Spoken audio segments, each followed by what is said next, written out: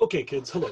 Um, I want to talk about fire renewal communities. This is a normally one of the big lectures in my class. I usually do this in my classroom where I have a big whiteboard, and it's a big, important topic. So I'm a little bit frustrated that I'll have to do it through these methods. I'm going to do my best. Um, and I got to warn you, we have been traumatized by fire around here. I would totally understand if this is a really sensitive issue for many of you, and I have to talk about fire and its impact on people, and that can be really scary. So I wanted to warn everybody. Um, okay, some basic details on the screen already. Fire is natural. Pretty much everywhere on Earth, fire happens sometime. The main cause of fire naturally um, is lightning strike. Um, it's actually pretty common to have lightning if you think about, a 100-year time scale. Pretty much everywhere gets struck by lightning sometime during the year. This would be throughout the United States and throughout the world. In the tropics, in the desert, fire happens. Fires can also start through volcanic activity that's way less frequent. And I suppose through meteors. I think that would even be less frequent than volcanoes. Anyway, fire is natural, it happens. Human behaviors, of course, make a lot more fires. Um, and we've done some fascinating things to the planet to make fire a lot worse, especially recently.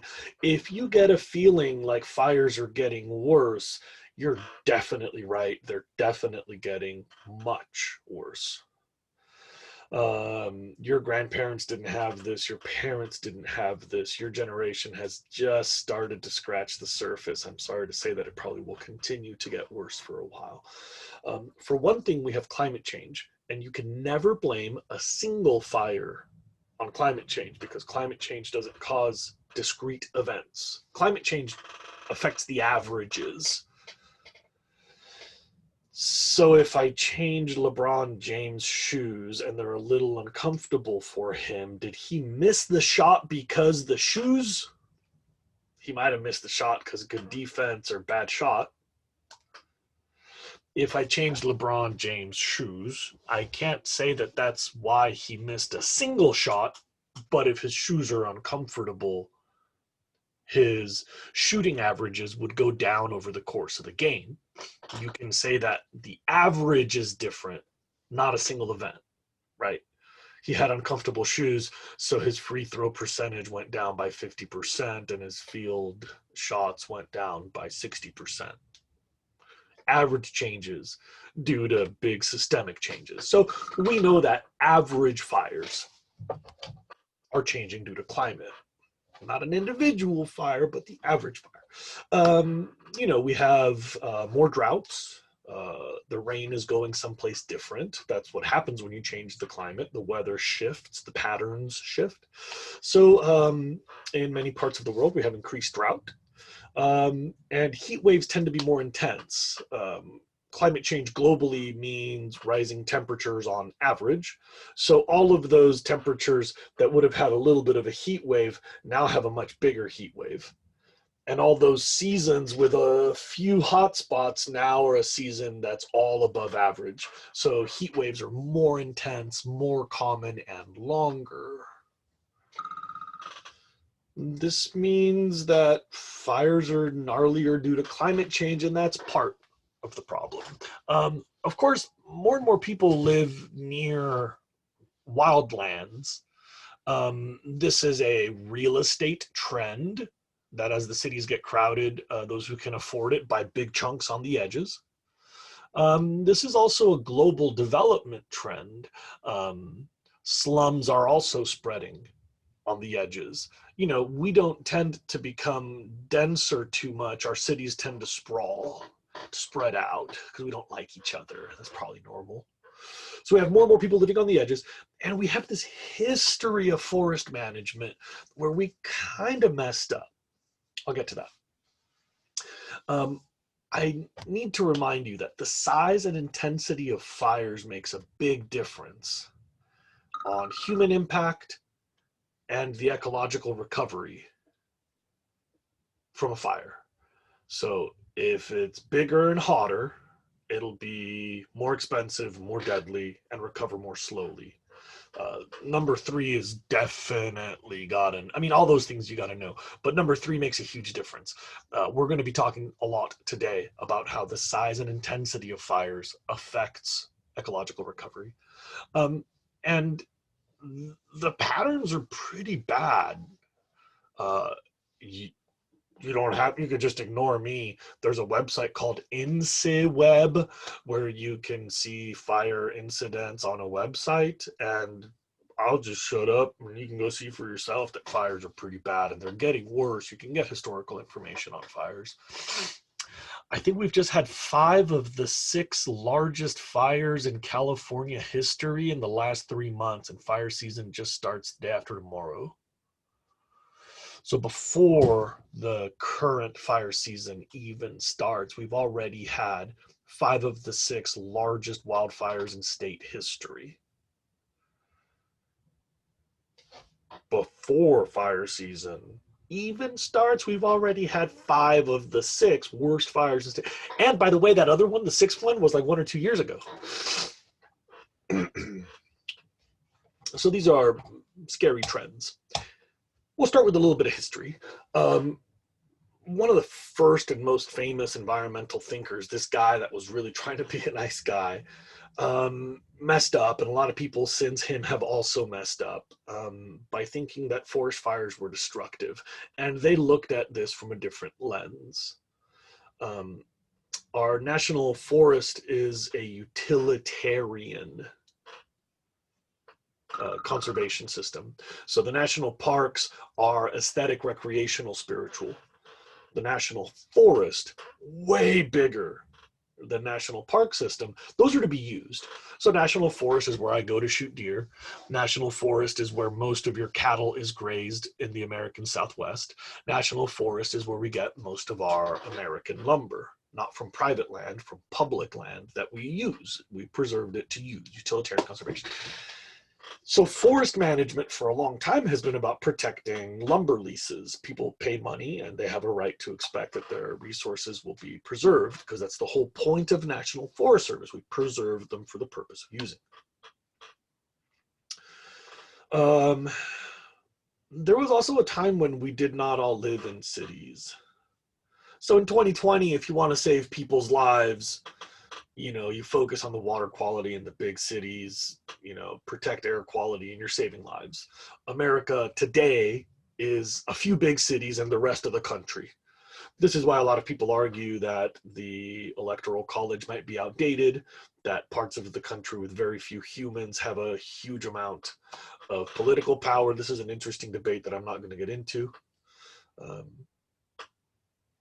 But we used to be a much more rural country. I hate that word. You can't say it right. Rural.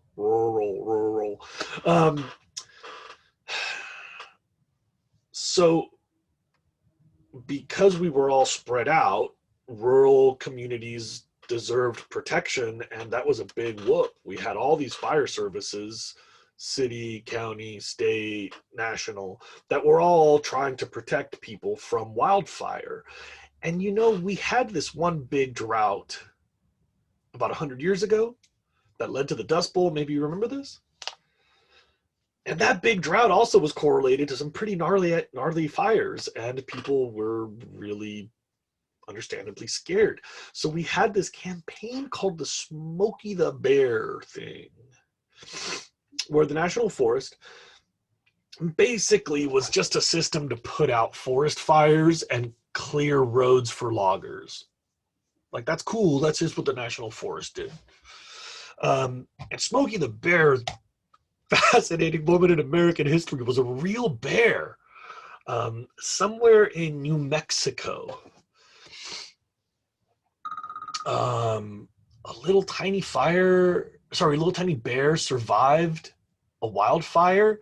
The Forest Service started dragging him around to public events and held up this little tiny bear cub Like, oh my God, look at poor Smokey. He survived the fire. And of course he died because bears don't like living in the back of a Forest Service truck. So he was immortalized by this character that you've probably seen that says only you can prevent forest fires. Smokey the Bear.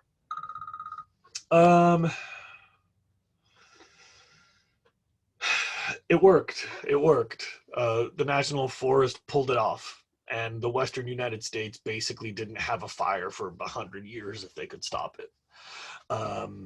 We started to conserve land during westward spread during the Manifest Destiny period. So the eastern half of the United States has like 5 or 10% of land that's conserved by the federal government. And then the western half of the United States is like 70, 80, 90% wild lands.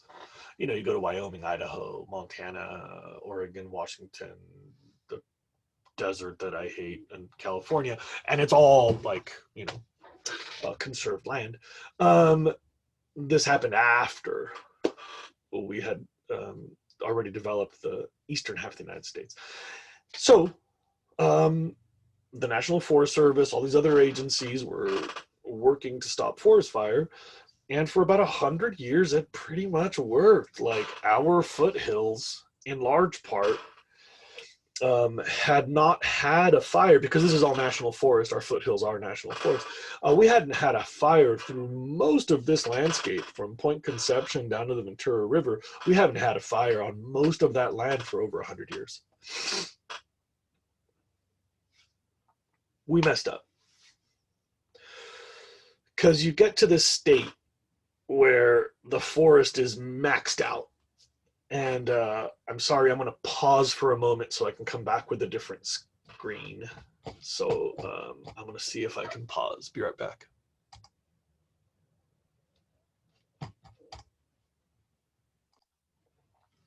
Okay, thanks for bearing with me. I'm back. I guess you don't have to bear with me. That was instantaneous for you. Anyway, I'm figuring out this technology. I told you it was going to be bad. Okay. So what you see on my screen now is the landscape when you don't have fires. This is wall to wall. Hasn't burned in a long time. You could say that in all directions, our national forest has not burned. By the way, it's not just national forest, it's all sorts of wild land and private land. Hasn't burned in a long time. Now, imagine that you drop a spark here. I need you to visualize a forest that hasn't burned. If it hasn't burned, things grew to their full age, all trees, they just maxed out. So there's no little trees, medium trees. All the trees grew as big as they could. And then with no fire, in a lot of fire renewal communities, there's really nothing to put nutrients back in the soil. So they get kind of dried out. A lot of them will just desiccate in place and they're just standing dead trees. If they fall over, they just turn into these big tangled knots of kindling with new stuff falling on top. And you just have like just solid fuels. Okay, not a lot of green vegetation. Everything is just kind of grown up and then dried out. Imagine a mummified landscape. If you're to drop a little tiny spark anywhere in this landscape, you're screwed. Forgive my French, but this is bad. If I were to make one little lightning strike right there, once that fire gets going, it's going to just keep finding more fuel, right? Fire could go that way and find fuel, or it could go that way and find fuel, or it could go that way and find fuel.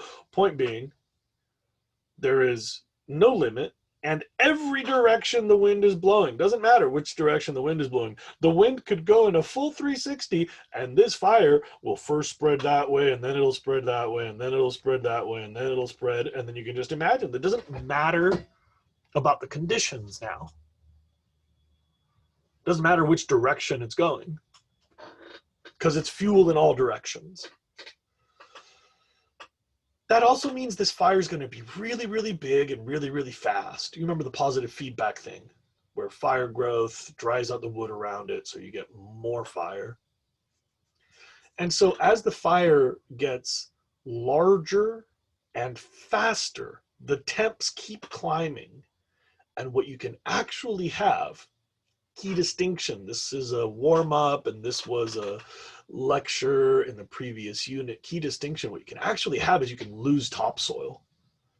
Because if the fire gets hot enough, you quote unquote mineralize the soil, meaning all the organic material, because it's organic, will burn. You burn everything in the ground until you just have sand underfoot. I used to climb a lot locally, Lizard's Mouth Brickyard, and I remember going up there after a big fire on West Camino that burned the brickyard. And it was like walking on like 3-4 inches of sand, of ashes, and underneath the ashes, the sand was like cotton candy, like kind of sticking together, like a little bit more brittle than cotton candy, like kind of sticking together, but just glass. Like it was just like you would just go and you would just crush it all. And then the ash on the top would fly away and you'd leave a big print of like collapsed sand where there used to be organic material that all burned away. It's called mineralized soil. You've lost all your nutrients. And so now succession's going to be really, really, really slow. Think about it, in a big old fire, you might not have a mama oak tree for like 200 miles. Where are you going to get the seeds for the oak trees? If you have like a, 200 square mile fire scar, the center of that fire won't recover for hundreds or thousands of years. This is our current reality. We're surrounded by national forests that are just stacks of fuel. We blew it. We prevented fires so that now we can't stop fires. It's a weird little paradox. Fire is now horrifying. And by the way, I'm sorry to say this, but this is increasingly deadly. It's unstoppable. We're losing more firefighters. We're losing more public citizens. We're losing much more public property. And I need to stress that if a firefighter tells you to get out, you need to get out.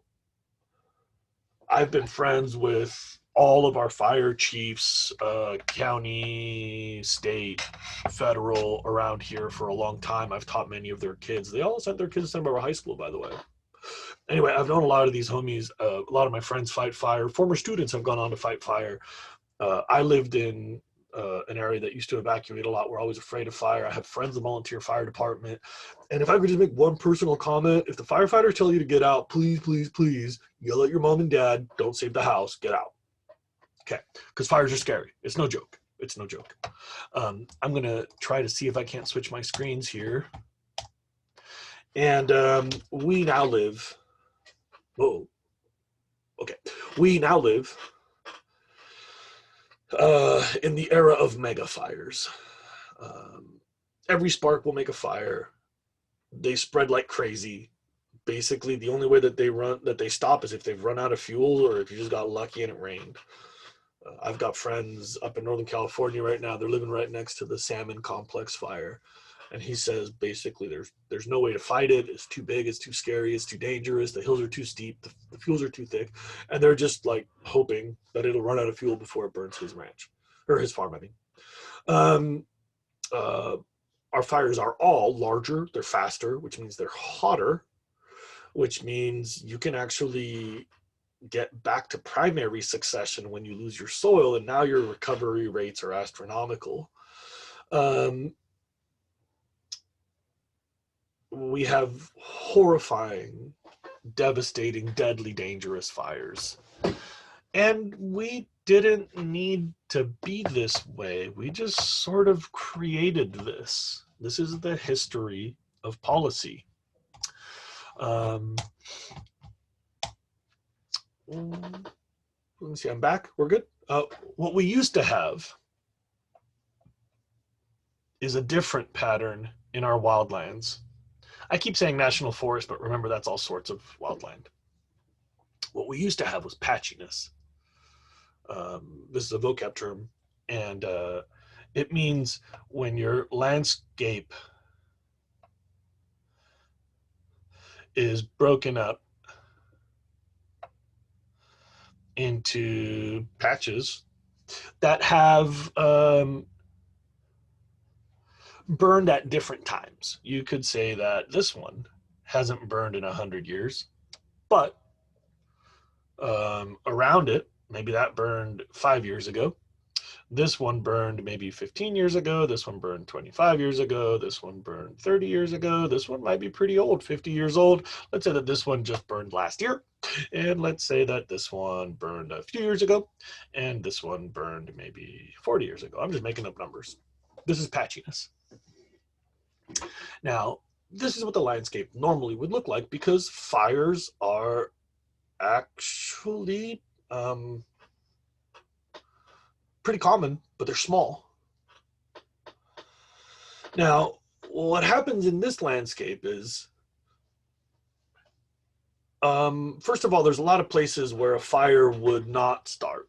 You don't have to be afraid of the whole landscape, because if lightning strikes over here, well, that's all just, little sprouting weeds from last year, right? It's a year old. You have to remember succession here. I'm going to talk about succession. You got to remember succession. So if a fire starts there where it says number 1, that just burned last year. That's not that scary. And if lightning strikes here, that's the same. It's just like weeds. And if lightning strikes here, 5 years old, what's that landscape going to look like? Maybe grassland? Grass fires are not that scary. They just go, and then the fire's gone. Right? They just burn the grass. You've seen a grass fire, maybe? And, like on average, if a fire were to start here, well, that could burn 50-year-old forest, but that's a pretty young forest. Trees are spaced out. They're smaller trees. There's not a lot of accumulated fuel. And let me point out something else. If the wind blows this direction, it's not a big deal. That fire will go out. If the fire burns that direction, it'll probably lose a lot of steam, because a 15-year-old forest, succession's been going for 15 years, that would probably not include a lot of wood. Trees don't grow that fast, right? Succession. So you wouldn't have a ton of trees. So you've got, a 50% chance, right, that fire, if it starts there, would not be very devastating. Imagine if the fire starts here in the worm-looking thing, well, a 100-year-old forest, that's really flammable. That'll have a lot of accumulated fuels. But most of the directions that fire could spread, it doesn't matter. See, because here it would put itself out. Here it would put itself out, and there it would put itself out. So if you're rolling the dice, most of the places that fire lands, it's not that scary. There's some chances, you could get a big fire, but remember that there's other patches outside my square, right? The point of patchiness is you have natural breaks. You know what a fire break is when they like bulldoze a road? Those are called breaks, where the fire can't keep going because it gets to a place where there's no fuel. And patches are natural breaks. They're chunks of the landscape in early stages of succession, which means they don't have a lot of accumulated fuel. You could have old forest, and that could blight, and that could be really hot, but most of the time, just statistically, you do the math here, you would need 2 statistical anomalies to make a big fire. You would first need to hit heavy fuels. That's already chances. And then you would need a wind pattern that follows heavy fuel, right? So most of the time you're not going to hit the heavy fuels, and most of the time your wind is not going to blow you toward fuel. So you have really limited fires. Most of the fires that start are small. There's less fuels to begin with, but if a fire goes, it'll just get rid of more fuel and leave less fuel for next time. So you keep thinning out the forest. You keep randomly taking out chunks of fuel. Now Your soil is protected because your fires were small and fast. They didn't get very hot. So nutrients just get cycled. The soil is still good. You knock down some trees or you lose some branches, but you didn't burn off the soils. You just added nutrients because fire makes ashes as fertilizer. So as long as you can preserve the soil, the microbes make it, the roots make it, the seeds in the soil make it, stuff just grows right back. We've seen this. If you live on the edge of a fire, it's beautiful the year after a fire. Plus, there's wildlife on the edges, and there's seed donors on the edges. So you don't have to worry about primary succession, and secondary succession is rapid. Here, fire is normal. It's regenerative. It's something you can kind of ignore. You don't really have to worry as much about people dying and always listen to the authorities, but it's not as scary. I'm going to try to switch my screen.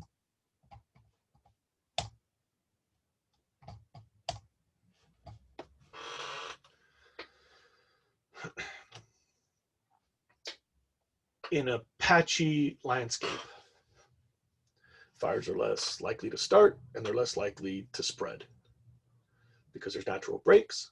So most fires are small, they're cool. There's a lot of random stuff here. It's possible to have bad luck, but it's way less likely. Today, with climate change and all that other stuff, if we had a patchy landscape, we'd have just as many fires starting as we've had, you know, whatever it was, 700 lightning strike fires across the state or whatever. But most of them would just go and then fizzle out, you know, burn some grassland. If fire strikes this meadow right here, oh, there's a bear, I'm touching the bear. If fire strikes this little Smoky, that's just gonna, no big deal, right? Like it lights up and yeah, you got a fire, and then the grass just like evaporates off, a little white smoke, no big deal. Soil is protected, nutrients get cycled, succession is rapid because there's donors nearby, there's wild habitat nearby. So you just drop in some seeds, the soil is good, everybody's happy, no big deal. Plus there's something exciting too. You know, in a patchy landscape, you have every species of succession present. There's weeds nearby to help with primary succession. There's middle succession species because of the 5, 10, 15-year-old spots, right? So every species of succession is in one of the patches, right? So you've got the early succession stuff more likely to show up any place you've had a fire. I hope that wasn't too nerdy.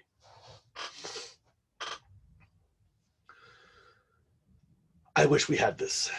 Everybody asks me, how do we get back to patchiness? Well, controlled fires would be sweet if we could get back into the forest and make little fires every few years, right? That would be nice. But it's kind of an oxymoron. Like, we hate them. You kind of got to do it. There's this hot debate in forest management about whether or not we should do controlled burns. And I just got to remind you that fire is not really something you control. I've done some burns on my old property. I used to live on West Camino. I've done burns in farmland up in NorCal, and you don't really control fire. Fire is just horrifying. It's scary. You like control burns, especially in our forest now. Like, I could do a controlled burn in that meadow, sure, but controlled burns in our forest now, like, that's just, I don't think so. I don't like that idea. So you can pay loggers to make chunks in the forest. This is called thinning. Thinning is when you remove fuels, and this is not usually removing logs for the logging industry, but you need their trucks and their tools and their workers. So now you have to hire loggers, but not pay them in logs. You're paying them in American cash money. So thinning our forest now is extremely expensive. We're trying to replace what fires would have done with labor. Man, that's I don't know. We're kind of in a rock and a hard place here. Sooner or later, patchiness will recover. Like the Santa Barbara Hills, now that chunk burned 15 years ago. That chunk hasn't burned in a while. That chunk burned like 12 years ago. That chunk burned like 6 or 7 years ago. That area hasn't burned. That burned just recently. And so patchiness is going to come back, but it'll be a slow, potentially expensive, potentially dangerous, probably always delicate process. We could stop climate change, but, America. We could stop living near the forest, but, America. So all we're left with is changes in forest management.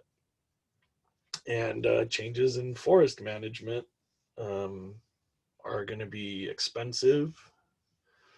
And I think that there's going to be more fires before there's less fires.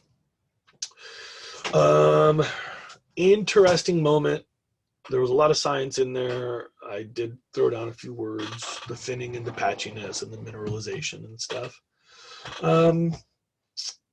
Okay, I'll see you back in class hopefully soon.